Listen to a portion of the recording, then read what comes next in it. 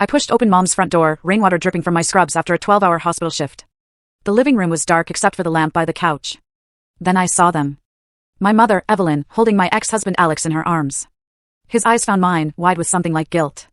Mom pulled back slightly and whispered, "It's not what you think." But I couldn't breathe. My hands shook. Without a word, I turned and ran back into the rain, my heart pounding so hard I thought it might break through my ribs. My life in Bridgeport had always been simple. Every morning, I woke up in my small apartment with my cat Willow curled beside me. I made coffee, watched the sunrise, then headed to the hospital where I worked as a nurse. Last week, I secretly bought medication for an elderly patient who couldn't afford it. She grabbed my hand with tears in her eyes and called me an angel. The word echoed in my mind for days. I didn't feel like an angel. I just tried to be kind, even when my own heart felt broken. My coworkers loved me, but I kept my guard up. I never talked about Alex or the divorce. At home, I still had his old voicemails saved on my phone. I don't know why I kept them. Maybe I wasn't ready to let go completely. One evening, a bouquet appeared at my door with no card. I brought it inside, confused. While unwrapping the flowers, I noticed something tucked in the paper. One word, written in familiar handwriting, "forgive." My stomach dropped. Who sent this? And why now, after 2 years? Mom had been acting strange for weeks. She used to be warm and chatty, but lately she avoided my eyes during visits. When I mentioned the mysterious flowers, her hand trembled as she poured tea. She quickly changed the subject, asking about work instead. I left feeling uneasy.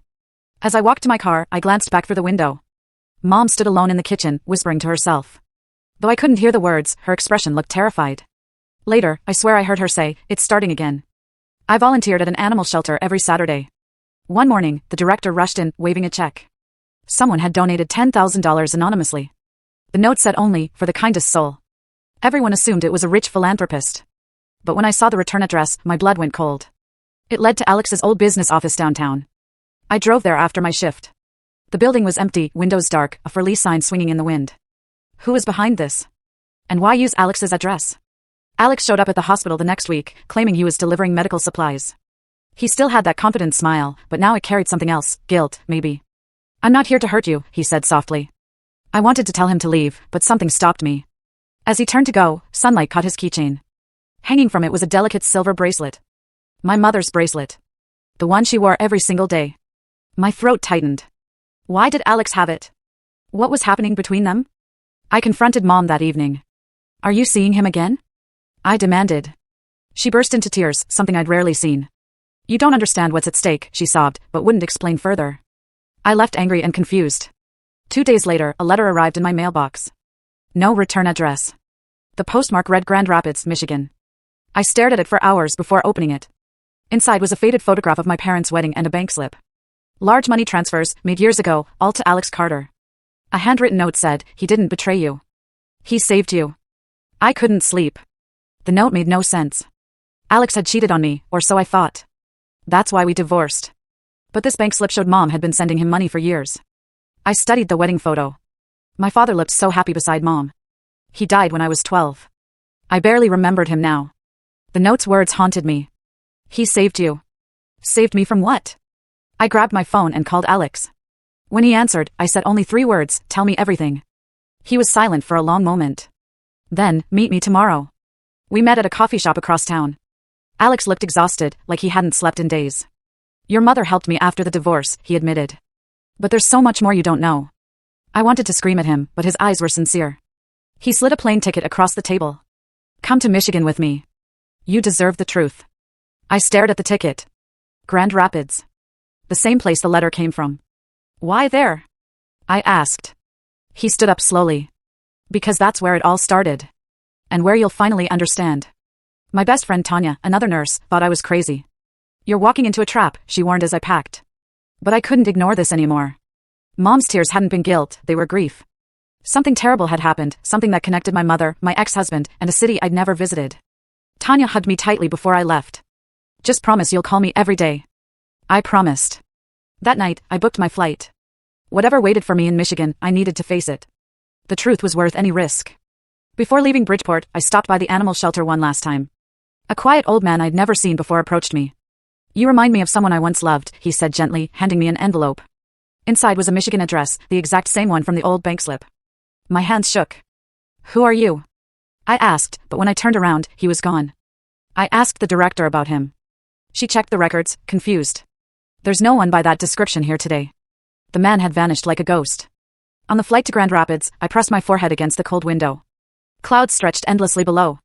I remembered childhood moments with Mom, her soft voice teaching me, always choose kindness, even when you're hurt. She lived by that rule. So did I. But now I wondered if kindness had cost her something I never understood. The plane descended through gray skies. When I stepped into the airport, I expected to see Alex. Instead, a tall stranger stood near baggage claim, holding a sign with my name written in black marker. "I'm Nathan Cole," the man said, extending his hand. "A friend of your mother's." Something about his face felt familiar, though I couldn't place it. He was older, maybe in his 60s, with kind eyes and a firm handshake. "Alex asked me to bring you to the house," Nathan explained. We drove in silence through unfamiliar streets until we reached a quiet farmhouse on the edge of town. Inside, the walls were covered in old photographs. Then I saw it, a framed picture of my late father shaking hands with Nathan, both men smiling. My heart stopped. Nathan made tea while I stared at the photograph. "Your father and I were business partners," he explained. "Before the accident that ended everything. I'd always been told Dad died in a car crash." Nathan nodded sadly. "The company collapsed afterward. Your mother kept a promise to him, a promise that involved Alex." I felt dizzy. None of this made sense. Nathan walked to a cabinet and pulled out a small locked box. My mother's initials were engraved on top. "She wanted you to have this," he said quietly, placing a tiny key in my palm. My hands trembled as I unlocked the box. Inside were letters, dozens of them, between Mom and Alex. But they weren't love letters. They were about debts, medical bills, and protecting me. One letter explained how Mom paid Alex to stay away after the divorce so I could heal and rebuild my life. Tears blurred my vision. Alex hadn't betrayed me. He'd sacrificed his reputation to protect me. The final letter, written in Mom's handwriting, ended with words that broke me. "If she ever learns the truth, she'll hate me, but at least she'll be safe." The front door opened suddenly. Mom stood there, trembling and pale. "I couldn't let you live in lies anymore," she whispered. I stood frozen as she walked toward me. Nathan quietly left the room, closing the door behind him. Mom sat down, tears streaming. "There's something else you need to know," she said, her voice breaking. "Nathan isn't just an old friend." She took a shaky breath. "He's your biological father." The room spun. Everything I thought I knew about my life shattered in an instant. My father, the man in the photos, had been my stepfather all along. I couldn't speak. Mom explained through tears how she'd fallen in love with Nathan before marrying the man I called Dad. Family pressure forced them apart.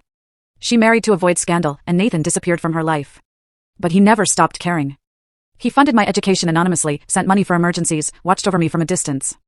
"He loved you without ever being able to hold you," Mom sobbed. I looked at the closed door where Nathan had left. My real father. Suddenly, Mom's face went white. She clutched her chest. "There's still one thing you don't know, about Alex," she gasped before collapsing. We rushed Mom to the hospital. She was stable but weak. Sitting beside her bed, she whispered the final piece of the puzzle. "Alex found out about Nathan years ago. He discovered the truth about your real father, the money, everything." I held her hand tightly. "He agreed to take the blame for the divorce to protect your peace. He loved you enough to let you hate him." My chest ached. All this time, Alex carried my pain so I wouldn't have to. "What's the final secret?" I asked desperately. But Mom's eyes fluttered closed, too exhausted to continue. "Nathan found me in the hospital waiting room. He handed me an old envelope. 'Alex left this for you, just in case.' Inside was a letter in Alex's handwriting. My vision blurred as I read. I knew your heart needed healing before it could see me again. I never stopped waiting. I never stopped loving you." Tears fell onto the paper. Everything made sense now, the flowers, the donations, the bracelet. Alex had been watching over me quietly, waiting for the right moment. The letter ended with an address. He was still in Michigan, working on a community hospital expansion. The same project I'd applied to join. I drove to the construction site the next morning. Workers moved around half-built walls and steel beams. Then I saw him. Alex stood in the center, covered in dust, hammer in hand. Our eyes met across the busy floor. Time stopped. All the pain, confusion, and heartbreak of the past 2 years collided with something new, hope. He looked at me like he couldn't believe I was real. Then he turned away slowly, his shoulders sagging. "You were never meant to find out this way," he said quietly, his voice barely audible over the construction noise. Back in Bridgeport a week later, Mom was finally strong enough to explain everything. The hug I'd witnessed wasn't what I thought. Alex had come to thank her for secretly providing the surgery fund that saved his dying sister. I'd never even known his sister was sick. "We shared quiet sacrifices," Mom said softly. "Not betrayal." She held my face in her hands. "I pushed him away to protect you, and he accepted that burden without complaint. That's real love, Mara." I cried in her arms, finally understanding the depth of what they'd both done for me. I went back to Michigan and found Alex at the farmhouse. "All this time," I said, my voice shaking, "you carried my pain so I could heal." He smiled through tears. "I'd do it again." We stood in silence, then slowly moved toward each other. His arms wrapped around me, and I felt safe for the first time in years. When we pulled apart, he opened his hand. Inside was Mom's silver bracelet, the one I'd seen on his keychain. "She wanted you to have this back," he whispered. I slipped it onto my wrist, feeling its familiar weight. 6 months later, I organized a charity gala in Grand Rapids to honor people who quietly changed lives, people like Mom, Nathan, and Alex. The event was beautiful. Nathan attended proudly, shaking hands and telling stories about my father. Alex stood beside me all evening, his hand in mine. Near the end of the night, the event coordinator rushed over, eyes wide. "We just received a surprise donation," she said breathlessly. $50,000 from something called the Evelyn Foundation. I looked at Mom across the room. She smiled knowingly, her eyes twinkling. My life transformed completely. I now lead the hospital's outreach program, using everything I've learned to inspire others to give quietly, love deeply, and forgive freely. Alex and I are rebuilding what we once had, stronger this time because it's built on truth. Nathan visits often, making up for lost years. One evening, I found an old voicemail on my phone from Mom, saved from months ago. Her voice whispered, "Love is sometimes disguised as loss, my darling. Never doubt that." I played it 3 times, letting her words sink deep into my soul. On a bright Saturday morning, Alex, Nathan, and I planted a tree outside the new hospital wing. We attached a bronze plaque to a stone beneath it. The plaque read, "Kindness never dies, it just changes hands."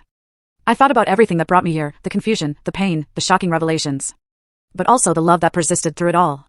In a world of broken promises, it was truth, not revenge, that set me free. I looked at the 2 men beside me and smiled. Sometimes the greatest gift is discovering that the people you thought hurt you were actually saving you all along. Please like and subscribe for more exciting stories like this. Let me know in the comments section where you are watching from, and share your stories. I would love to hear from you. Hope to see you soon. Thank you for watching.